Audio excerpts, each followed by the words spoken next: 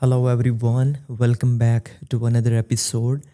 And this video is about the load flow analysis of IEEE 37 bus system.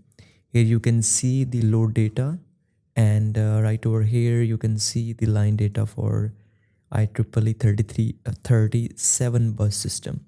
The optimization algorithm considered right over here is artificial bee colony. I already have made a video on my YouTube channel about ABC optimization in a very detail. I will put the link in the description and in the iCard. You may take a look at that. And especially this video is about how to select the number of decision variables and how to put the limits for the optimization algorithm, minimum and maximum for the number of the decision variables. So right over here, I just multiply the number of DGs with the 3. So for example, let me left click here, let me run here. So for example, if I want to choose the number of digits to 2, so 2 multiplied by 3, it will be the 6. Let me click on step. So it will be the 6 number of decision variables. So now I have to select the minimum and maximum for these decision variables. These variables will be later on used inside the optimization algorithm. Let me click on step. So here you can see that the lower bound location of the DG, as we have selected the number of DGs to 2.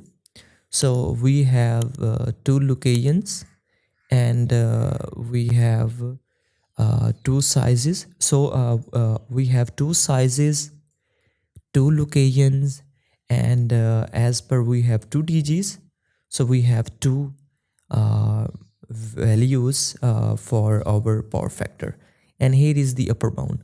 So this is the minimum size for a DG, and this is the maximum size for a DG. Here you can see the upper bound size, and this is the minimum location for the DG, and this is the maximum location of the DG, and this is the minimum or zero power factor which we can take as a minimum, and this is the maximum power factor which is 1 we can take. So we have 2 DGs, and we have 6 decision variables. So if we have in another case, let me suppose to choose 4 DGs. So if I choose 4 DGs, I have number of decision variables 12. So 4 will be the sizes, 4 will be the locations, and 4 will be the power factors. So this is the case. Let me left click here and click on continue, and let me show you the VAR minimum. So inside VAR minimum, let me show you. So first 4 represent the sizes for 4 DGs, and this is the minimum location for that DGs 4, and this is the minimum possible power factor which we can take, that are another 4 zeros. And let me choose the for maximum, which is the size for the DGs. Maximum size we can change as per our own requirement, maximum locations, and maximum possible power factor. So this is actually done right through these lines. So that's how we can choose the number of decision variables, and we can create as per our own choice, or we can even manually put the numbers, how many we have, minimum, lower bound, and the upper bound for our decision variables. And right over here, this is the ABC settings, and there is a difference in this code which actually I want to explain about, and that is about the Flamb. In previous code which I have explained, Flamb was not a part of that. So in this provided MATLAB code for the artificial bee colony algorithm, the variable flam is used to check the feasibility of the load flow for a particular solution. So let me explain that in more details. Actually, we have here count start from 1, and it's a while loop, so it will be keep on running until we get our count to less than 4. So it will be a count for here, let me show you.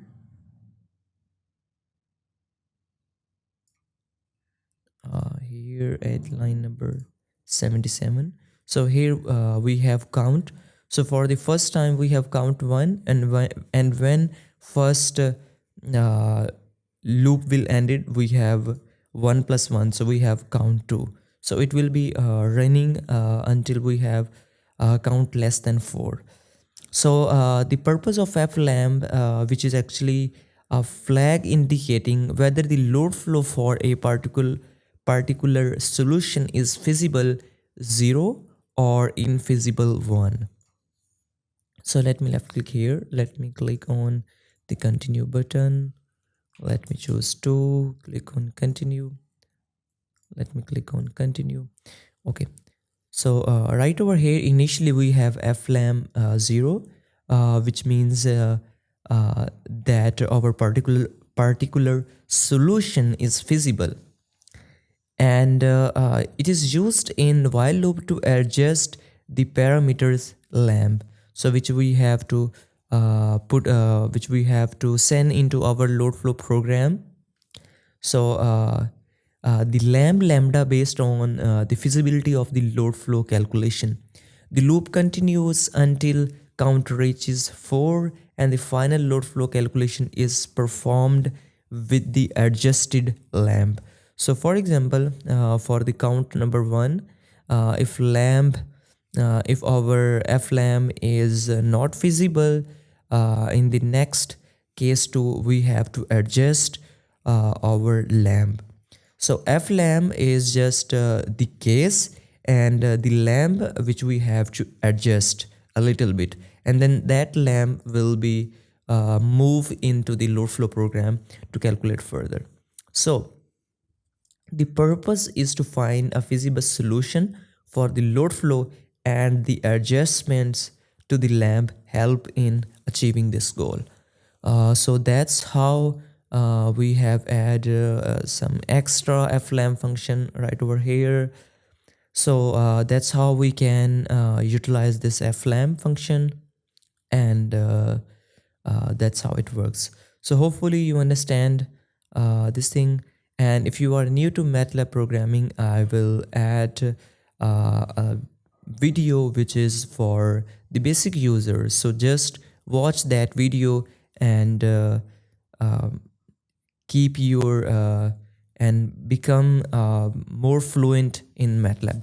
So hopefully you enjoy the video. Please like the video, and thanks for watching.